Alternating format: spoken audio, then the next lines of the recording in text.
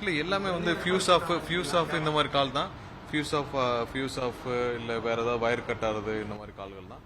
ஒரு சில இடத்துல வேளச்சேரியில் ஒரு பெரிய வயர் வந்து இப்போ பெரிய அளவிலான கேபிள் கட் இருக்கு. ஸோ நேரு நகரில். ஸோ அதை தான் வந்து இப்போ நம்ம எல்லாம் ஜேசிபி வச்சு தோண்டி அதெல்லாம் எந்த இடத்துல கட் ஆயிருக்குன்னு சொல்லி அதை சீர் செய்யும் பணிகள் நடந்துட்டு இருக்கு. ஸோ அது வந்து பெரிய அவுட்டேஜ். அது ஏன்னா நீங்கள் பார்த்துருப்பீங்க, வீடியோ பப்ளிஷ் பண்ணியிருப்பாங்க. கிட்டத்தட்ட அந்த குருநானக் காலேஜ் கிட்ட ஃபுல்லாக அந்த சைடில் ஃபுல்லாக தோண்டி எடுத்துக்கிட்டு 6 அடி கீழே தோண்டி அந்த பணிகளை சரி செய்யப்படுறாங்க. அதுக்கு இப்போ மாற்று இதையும் வந்து செய்கிற வேலையும் நடந்துட்டு இருக்கு. ஸோ அதே மாதிரி தான் மடிப்பாக்கத்துலையும் அது எல்லா நம்ம சீஃப் இன்ஜினியர்லேருந்து எல்லாரும் அங்கே இருக்காங்க, ஸ்பாட்டில் இருக்காங்க.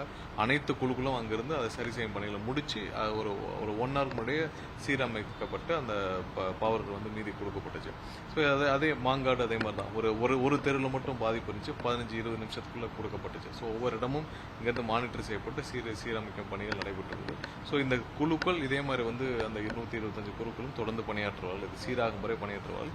பட் எதனால நடக்குதுன்னு சொல்லி நமக்கு தெரியும் ஒரு சில இடங்கள்ல. ஸோ அதெல்லாம் சரி செய்யும் பணிகள் நம்ம ஈடுபட்டு வருகிறோம். நன்றி.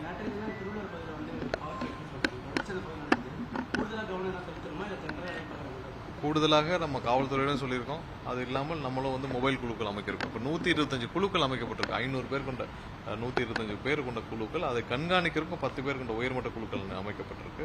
ஸோ எல்லா ஏரியாவும் கவர் பண்ணியிருக்கோம். உடனே போய் அட்டன் பண்ணுறது, தேவையான எக்யூப்மெண்ட்ஸ், தேவையான ஸ்பேர்ஸ் அவங்ககிட்ட இருக்கு, எல்லாம் உடனே அட்டன் பண்ணி அவங்களும் வந்து பதிவு செய்துட்டு வராங்க.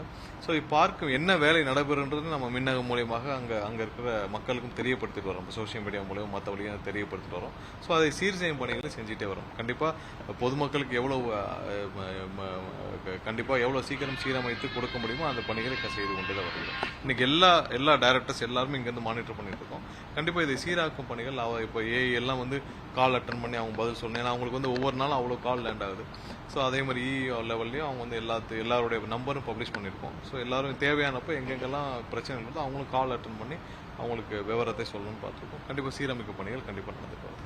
போர்க்கால அடிப்படையில் கண்டிப்பாக நம்ம வந்து அதை சீரமைப்பு பணிகளை செய்து வருகிறோம்.